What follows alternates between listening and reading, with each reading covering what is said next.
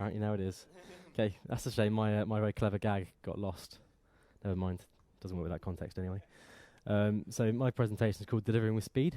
I'm sort of bringing you back down now from the cloud, back down to reality. So Bart was obviously up there. Delivery is what really matters, what pays the bills, delivering software. So my name is Tristan McCarthy. I'm a lead consultant with OpenCredo. And I've been working on agile projects off and on for sort of 7 years now. Like most of us, I started off sort of doing by rote. You read the Agile Manifesto, you do what it says, and you don't really think about it too much. Over time, you start to think about things, and you think, well, why is this being done? And then, if you're me, you then start complaining about how it's being done because you think you can do better. And then if you're very unlucky, someone like our CEO gives you that chance to try. So basically what I'd like to do now is talk about a few problems I've encountered, like from seeing other people doing them, making mistakes, and also from making my own mistakes, and how you can make a sort of agile project delivery go well, go smoothly. Okay, so this is my acronym that I've created for this particular presentation, Delivering with Speed. We have shared understanding, Prioritised Backlog, Explicit Stories, Engaged Business, and Documented Decisions. Now, I guess from just looking at this, you think I've just made up some random acronym and just crammed some words together to try and make it fit. That's what you're thinking, isn't it? It's completely untrue and unfair. Obviously, a lot of thought went into that, but also it means I can use pictures from this movie, which is by far the most important part of the acronym. Okay, so I mean it's fairly straightforward and self-explanatory, I think, at this point. These are all sort of key areas I think that will help you deliver a good project. You need to make sure that everyone's engaged and involved in the same end goal, really. So starting off with shared understanding. Really basic concept. If you go into a room and have a conversation with somebody who has a different base level of understanding than you, you're going to have a difficult time reaching a common understanding. So just the first thing to do is make sure that you all share the same base level of understanding. A good place to start, and just give you an idea, by the way, where I see this fitting. This isn't about project management, really. It's not for project managers in the same way that Antonio was talking about. There are some overlaps, but it's really about if you find yourself having to bootstrap a project where you have to go in first and start to set stuff up, these are some things you can keep in mind to make sure you're doing the right things to actually get the project off on the right foot. Okay. So listing the user roles to begin with. Really simple idea. Any given system has a number of people who are interacting with it. They have different bounds to what they can do, and different sets of powers and different limitations. So you're just trying to make sure that everyone understands what those limitations are and who the various people are using the system. This is great for context on discussions. I use it massively when it comes to actually writing stories as well. So you start off with, who is it for? It's your basic question. And if you already know among you all what the user roles are, that's a much clearer statement to make. This is for an admin. Everyone knows what an admin is. They know what they can do. They know the limitations of that role. So list that out first. Document it, of course. Document everything. Document this and capture it somewhere. The next one is document the domain language. Again, it goes back to communication being such a fundamental part of successful delivery or making things make sense. Big organizations especially have a massive problem with they have their own lingo, their own almost their own language, where they'll trot out all these acronyms and these words that mean something to them, which an outsider, which often we are as consultants, or even just someone new to the team, they don't have the same understanding of that word. Because often they've actually taken a concept which is understood, but then sort of twisted it to fit how they work as an organization, so that can become a problem. So just sit down together to begin with, have an initial conversation about the project and what you're doing and the space in which it sits, and just document what the various terms they come up with mean to them. This isn't something you do once, it's not a one-off thing, it's a constantly evolving document. You basically, as you come across a new term which you don't understand or wasn't clear, clarify it, document it, and make sure everyone else knows that's there. So a good sort of physical example of this is a dictionary of terms on a wiki that's constantly being added to. Capture the project goals. So most projects would need some kind of elevator pitch. This is a couple of paragraphs saying what it is they're trying to achieve, why they're trying to achieve it, how they're trying to do it, that kind of thing. This is one of those situations where the journey is almost more important than the destination. The fact that everyone's sitting down and talking about these things is the key point. You need to go through and make sure that everyone involved, like all the stakeholders especially, are on the same page. And if they can't agree on this elevator pitch, this sort of project goal at a high level, you already know there's going to be a massive problem because there's going to be all sorts of conflicting demands on your project delivery team. So make sure you have this sort of high-level idea and make sure everyone's engaged in that and knows what it means to the business. Communicate your understanding. So this is a technique that I basically call being the idiot in the room. So at every point in a conversation, just stop and say, I think you're saying this. I think this is what you mean. You know, maybe not even say it, just start jotting it out on the board, but bullet points on a whiteboard so that everyone's looking at what you're writing down. Because people tend to react much more clearly or much more easily to something they can disagree with or expand upon, rather than just asking them to state something. So if you're asking about what a term means to them, and they start going on a 5-minute conversation about the context of that term and where it fits, you just get up and start writing it down on the board, just bullet points. And people will quickly dip in and say, oh wait, that's not what it means. Take that one off, or something like that. You can build up an understanding much more quickly by just constantly saying, this is what I understand you to mean. Can we build on that quite well? Report the right things. So Antonio touched on this earlier. Basically, this is avoid standardized report formats like the plague. Just stay away from them. They mean almost nothing in my experience. So if you have a standard report format like the slide deck is a common one, which you have to conform to, I can almost guarantee that no one's going to be reading that slide deck. Not really, anyway. They'll know from years of training by just reading hundreds of these things. They'll learn which areas actually mean something, which is not many, usually, and they'll quickly flick through them, and they'll just take whatever meaning they can from them. Rag status is a great example, you know, the colours, red, amber, green. So most people, you give them a document with all these standardised slides formats, you know, you've got various graphs, charts, whatever. They'll flick through and they'll see that graph's going up, that colour there is green, great, and they'll move on. So report the right things. I don't mean throw away reporting entirely. I mean, it's still important. You have a business to deal with that need to know where the project is and where it's going. Report the right things just means ask the questions. What are you trying to answer? What understanding are you lacking? What questions are you trying to answer? And then try and answer those questions in a sensible format. So don't just do a standard, boom, this is what a project report looks like. Don't just chuck out Gantt charts. Figure out what they're trying to get out of it. So maybe they're trying to understand whether the budget they have is going to be sufficient. So they want to know a kind of rough idea of how far through the entire backlog they are. Right, that's a question they need to answer. Whether or not it's right is a different point we'll come to later. That comes down to estimation, things like that. But as a question, it's a perfectly reasonable one, and it's one you have to figure out a way to answer. And a standard report slide deck isn't necessarily going to do that. I think that's it for shared understanding. Prioritised backlog. So arguing over priorities. This is Keanu. I like to think of myself as Keanu in this situation.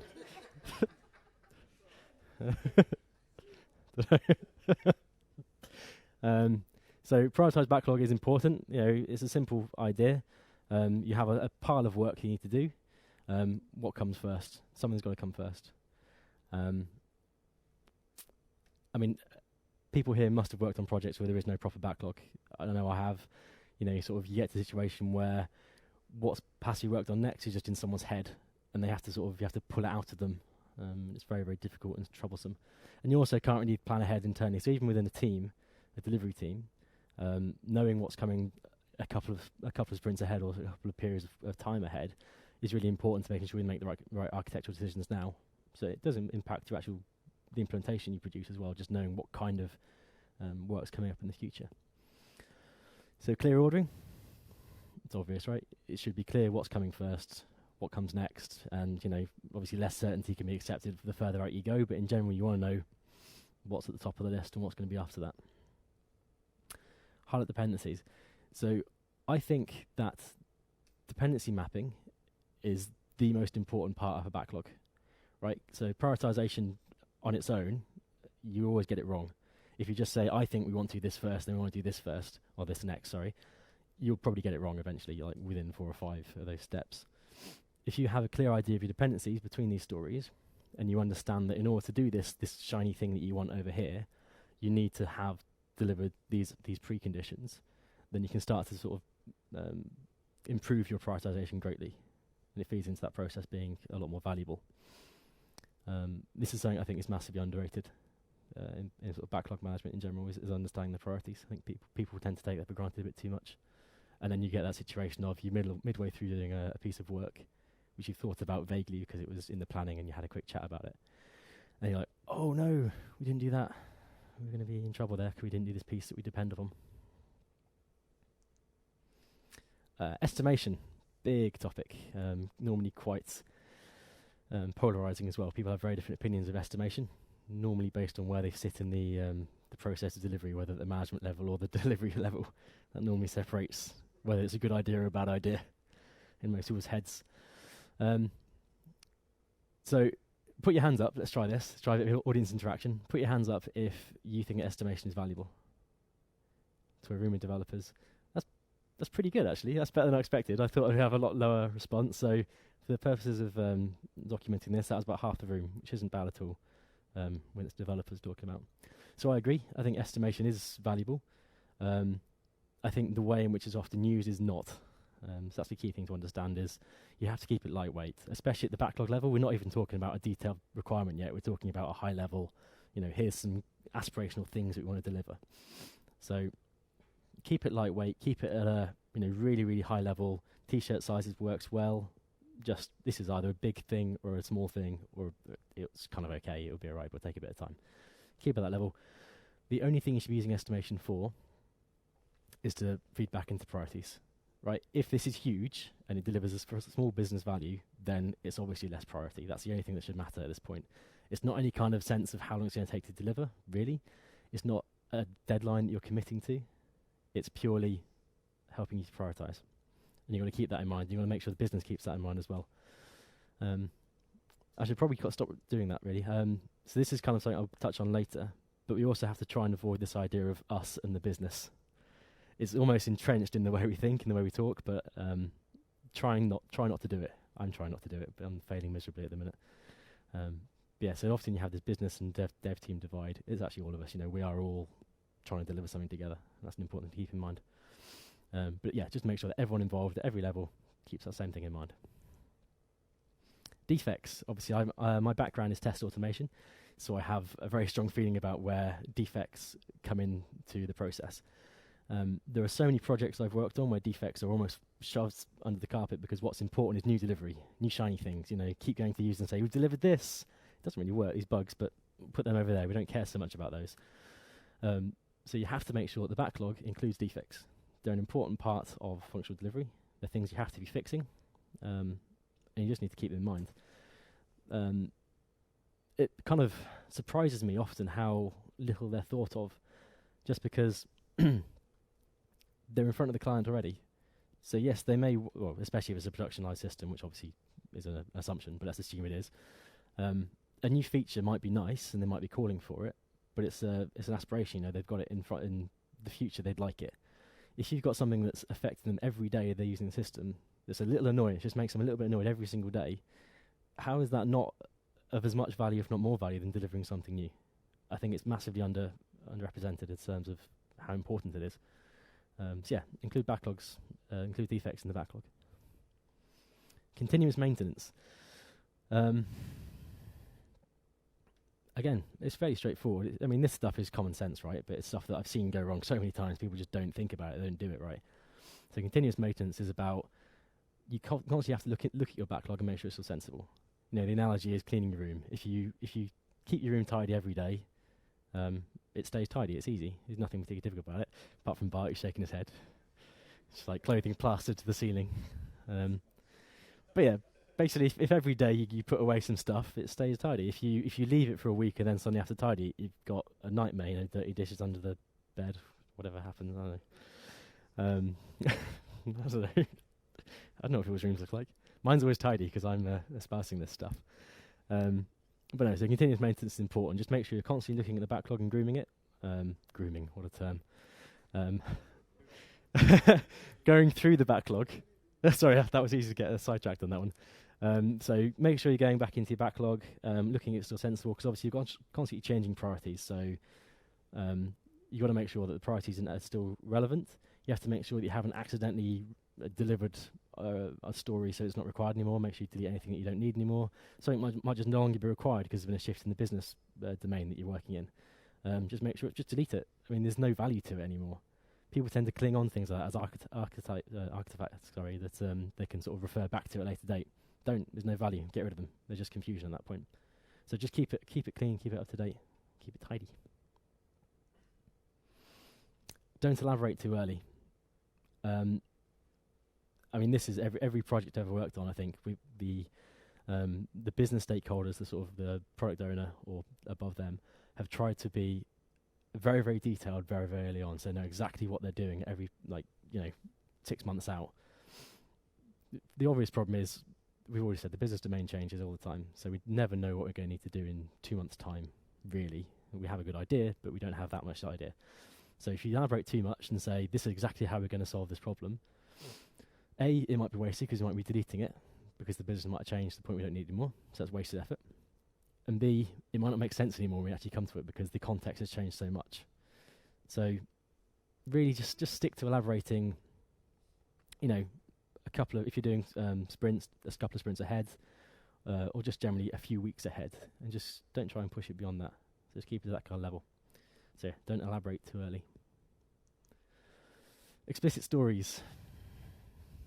I'll just give you a moment to appreciate that. When you break down a story, it should be very clear to understand what it is you're trying to achieve with that story and what the outcome of it is. It's as simple as that. I see so many stories that I don't understand. I mean, that's the litmus test, right? If you walk someone in who doesn't understand the project, doesn't have the context, and you put them in front of a story and they can't figure it out in 5 minutes, it's not a good story. You almost need, again, that idiot in the room to come and say, what does that mean? Don't nod your heads along to it, just say that doesn't make any sense. So push back. And again, this is everyone in the team should be doing. This isn't project managers. This is if you see a story, does it make sense to you in the short term? Like, just right away, do you understand what you need to do to make it a done story? So avoid unnecessary rituals. This is a topic in its own right, okay? Agile rituals, people adhering to them stringently. And in the context of stories, you tend to have this kind of very tight structure that you have to stick to. I just think avoid it. The great example is you have a story which consists of this narrative in the context, in this format of, as a X, I want to Y so that I can Z. It's kind of a standard format. I've seen so many people spend 5 minutes trying to force this problem into this sentence structure, and it doesn't help. I don't think it ever helps. You end up with things like, as a user, I want to log in so that I can be logged in, and stuff like that. And it doesn't tell you anything. It's values. Yeah, I mean, you can make it nicer than that. You can say, as a user, I mean, you can actually think about the users as a first-class citizen for a change, instead of like trying to force them into a requirement. You can say, as a user, I want to use the system, so I want to be able to authenticate. Or even more likely, the user doesn't care about authentication. As a business owner, I want the user to be authenticated so I can guarantee the security of my system. That's actually more realistic as a requirement. But in general, just throw it away because it doesn't really have any value. Just make sure you're thinking about what it is you're trying to achieve with a story. You're trying to make something that is very quickly understandable, so you can quickly glance at it and get a feel for it, what it is you're trying to achieve. That's a sort of bullet point list almost is normally what I like to use. And then B, have the information to drill down into. So exactly how does that work? How do we want to solve that problem? And how does it look once it's been solved? Not in terms of look and feel, but in terms of how does the system respond? What's the behaviour when you finish that? Involve the right people. So I work quite a lot with BDD, behaviour-driven development. For those who don't know, that's basically a natural language layer over a test automation. So the idea is you describe the behaviour of the system in a way that can then be verified through automated tests. So you say, given this set of preconditions, when I have this interaction, then I have this outcome. Very simple. The idea of BDD, the reason I bring it up, is that it was all about involving the business earlier. That was what it was about. It was about getting people who didn't understand a JUnit test to get involved and help write your specification in a way that could be verified easily. I've never seen it work properly. It just doesn't, because you can never get a business person to write it in a format that actually converts smoothly into an automated test, you have the same problem with BDD. It does regular expression matching for most of the time. So you still need to have this whole, it's almost a language in itself, a domain language in itself. So you can't force a business analyst to write a test in a certain format. It just doesn't work. So in general, what you end up doing is having testers, and I've done this myself. I've fallen into this. This is one of my mistakes that I'd like to convey. Is having testers who just sit and write the tests in what they believe is right because they understand the system well, because we're testers and we know everything, right? Where's Carlos? You know what I'm talking about. We know it all. And then you're sort of presenting them to the product owner and just saying, here, is this right? And 9 times out of 10, they'll say, yeah, until you deliver it, and then they'll say, no, that wasn't right. You got that wrong. So make sure you're involving the right people when you're writing stories. Just make sure that you're sitting the right people in the room. That should be at least one person who's fairly analytical. And this is more about personality traits than roles. You can be prescriptive and say it's a tester, a developer, or whatever, but it's not really about the roles. It's more about the kind of people that you have. You need someone that has some technical background. You need someone that can look at it and say, okay, not how am I going to implement this because I want to try and plan it all out now, but you need someone who can say, I know how it could be implemented, or a couple of ideas, and there are some key challenges with this to make this particular requirement challenging. It's important to get that early, and we shouldn't have implementation early, but it's important to get that feel for it early, because what you need to know is this requirement in its current format unrealistic? I want to be able to have an application which reads someone's eye through his camera and then just, I don't know, tells me what their name is because it figures it out from their eyeball. It's a requirement that's perfectly valid because the customer's asked for it, but technically it's not possible. You need someone who can just say, maybe you should not do that. You need someone fairly analytical who can look at the slightly more in-depth of what does that look like then? How do we implement that? How do we make sure that works? And the testable aspect of it, I guess. I mean, this is the standard tester in interaction is, what if I do this? What should happen in this situation? So someone fairly analytical can do that. And obviously someone with the business domain knowledge, which should be hopefully your product owner, who can answer all the business questions. Communicate your understanding again.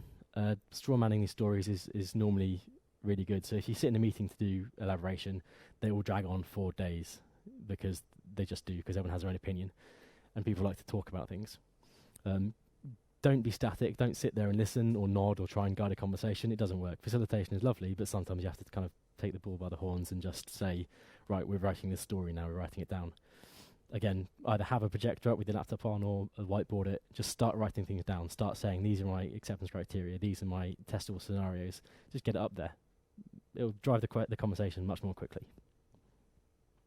Clear definition of done. So this is a team level thing. Obviously, we have a conversation definition of done about, within the team you say, we are done when it's been deployed into a certain environment, it's been passing automated tests. That's our team definition of done. But the same applies to a story. A story has a clear definition of done. When do I know I finished working on this? You need to make sure that's in there at every time. I'm going to speed up a little bit now because I got my 10-minute warning a second ago. And focus on the end goal. This actually relates back to one of my biggest bugbears, which is technical stories which don't have a user or don't have a particular testable outcome. I hate it. I've been told so many times that we haven't got a requirement for this, or we don't need a business case for this because it's just a technical story. I don't believe that's ever true. Oh, that's not true. I believe it's very, very occasionally true. If you're dealing with something massive that you have to just have to chunk down somewhat arbitrarily. But normally, I found that you really, really can find a business goal for it, and you should. Because if you can't, then you probably don't need to be doing it. So just focus on what you're trying to achieve, and don't tell me it's just a technical story. Engage business. This face should be familiar to people. This is the face of someone who's lost control a little bit and doesn't know what's going on. I see that quite a lot. Normally in the mirror. Sorry. Shouldn't laugh at my own jokes. Engage the business. They need to know what's going on. And again, engage business. We said try and avoid this whole us and them culture. It's not good. But you do have that in most organizations. You go in, there will be the tech side, there will be the business side. And what we're trying to do is marry the two together. That's where we're trying to find our value, really. So give them a reality check. Agile is not a silver bullet. We all know this. We've worked with Agile. We know that it doesn't solve all the problems all the time. We know that it can solve some problems in certain contexts. And the customer has to be aware of that. They have to know where it works. If you're delivering a very tightly understood, a very well understood system, in a fixed timescale, that's a big bang release with a team that's been working together for years on waterfall, do waterfall then. Don't just suddenly decide you're going to do agile. It's good where you have changing context and not clearly understood requirements. The business domain is changing a lot, so just make sure that everyone's aware of that and then making the right decisions. Continuously evolve. Keep changing your process. It's like continuous deployment and integration in general. You shouldn't be saying this is our process, this is how we're working with the business, and this is how it's all going to go. If there's a problem that comes up, be prepared to change. You have to keep making sure that you're modifying what you're doing to make sense to the business involved, everyone involved. Group prioritization. So this is this actually came out of a recent client engagement where they did something that I thought was very clever. I just wanted to share. Which is what they did was they took the idea of sort of agile planning meetings where they sort of prioritize work and said what should come first, and they involved stakeholders from all around the business. So they took effectively ambassadors from different stages, like customer support. They had someone from sales, and they all had different priorities because obviously they have different roles in the company. And they got them together and they said, this is our backlog of things that we're going to deliver. And they made them all, these ambassadors all had to sort of justify themselves, and they said, we want this to be a higher priority. And they made them as a group decide what was actually a high priority to the business as a whole. And I thought that was really powerful because it got them all involved, and it meant it wasn't quite so much of an us and them, our delivery team isn't giving us what we need.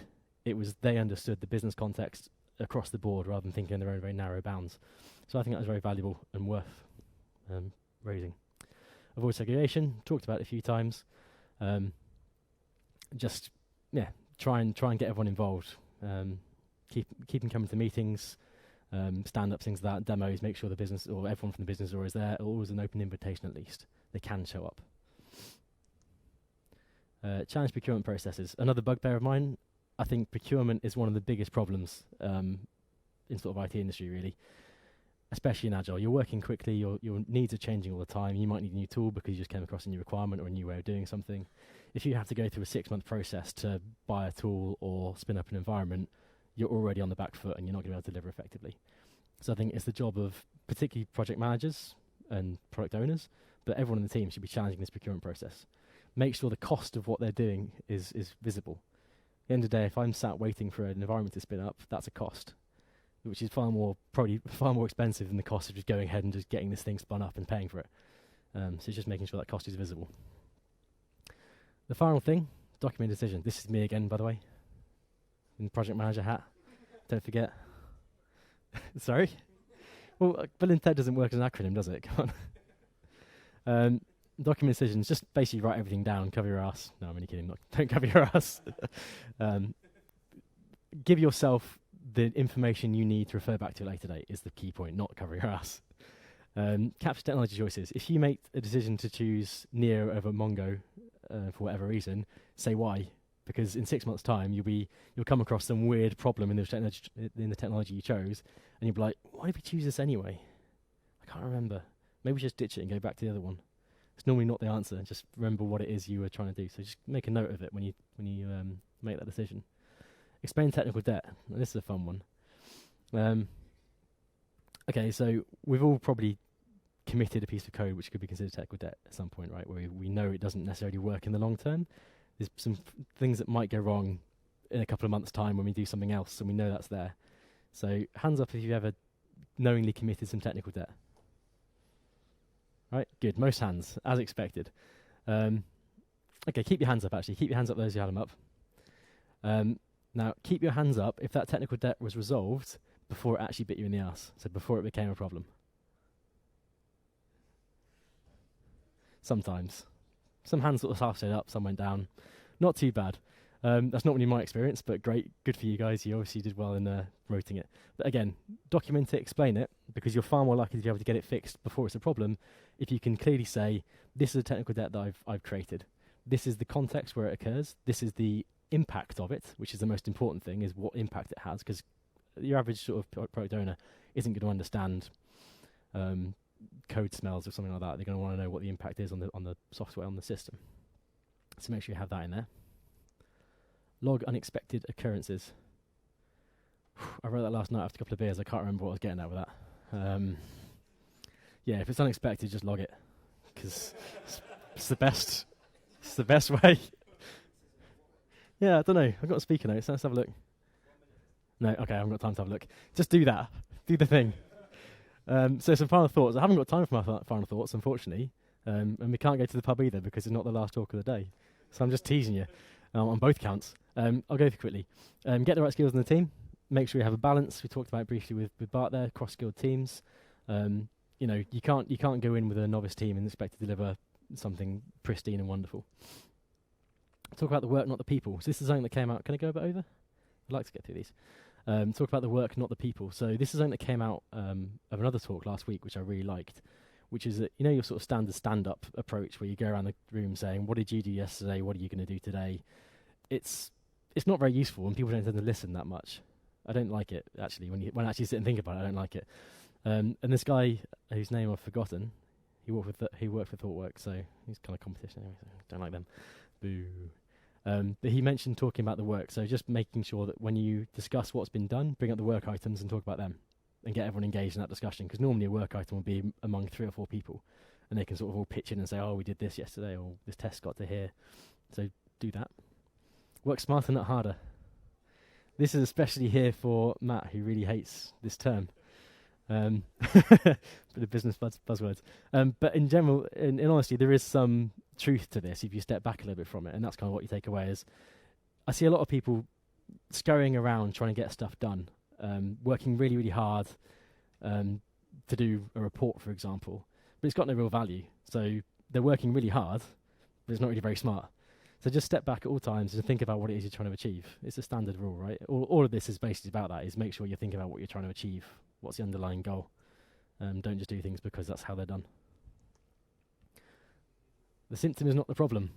I could talk for hours about this one. I'm sure lots of us could. You see lots of customers who say the delivery team didn't deliver this, right? This story didn't get delivered. That's the problem. Is it though? It's a symptom. It happened because of other reasons, and you have to get to those problems. So always bear in mind the symptom is not the problem. Think about what the problems are. I did. This is not Speed, unfortunately. I couldn't find one of Keanu looking confused in Speed, which is weird because he's always looking confused. So have we got time for questions? Questions? Go for it.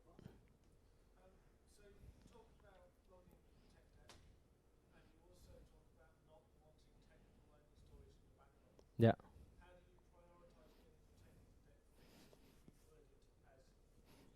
No, very good question. So I talked about technical debt and about technical decisions. About making non-technical stories. How do you sort of marry the two up to make sure that technical debt's getting resolved and prioritised properly? Is that basically what you're asking? Yeah, excellent.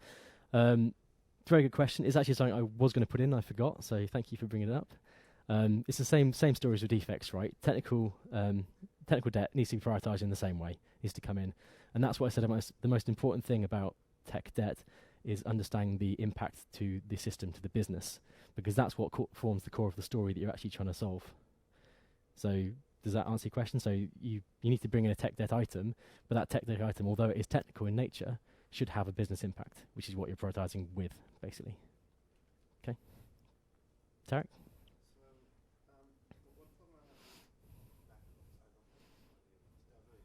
Yeah. It's a very good question. Yeah, okay. Okay.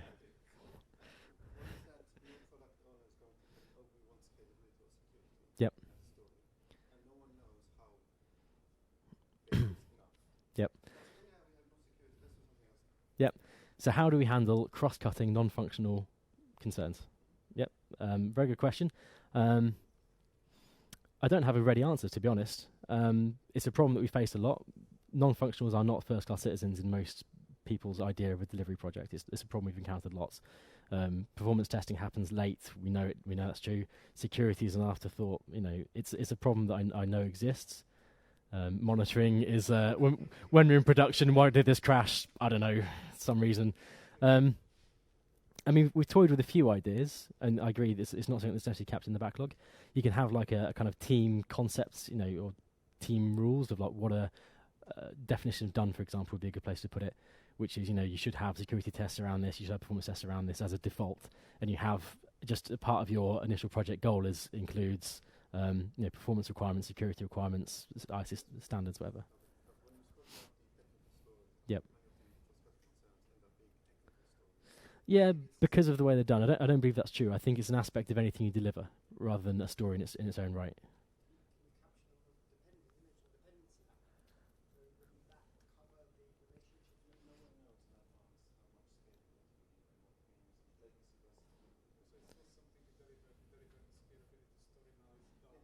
Yeah, exactly. That's why it's not a technical story. You can't have it as a piece of it's not a requirement that it's performant. You can't do it that way. I think the best way is to capture it as almost a team process ideal, I suppose, that you should have certain guidelines. You have to agree what your minimum response time is, for example. Agree what that is up front, document it somewhere, and have that as part of your definition done, that we are verifying everything that we deliver does that. Very hard to do because it means it's a massive test overhead, really. You have to be testing security, performance, and functionality, functional testing at every level with every story you deliver. Very few teams are set up to support that kind of test load. But I think the only way to be sure about doing it right is to do it that way, I think. Okay. Cheers all.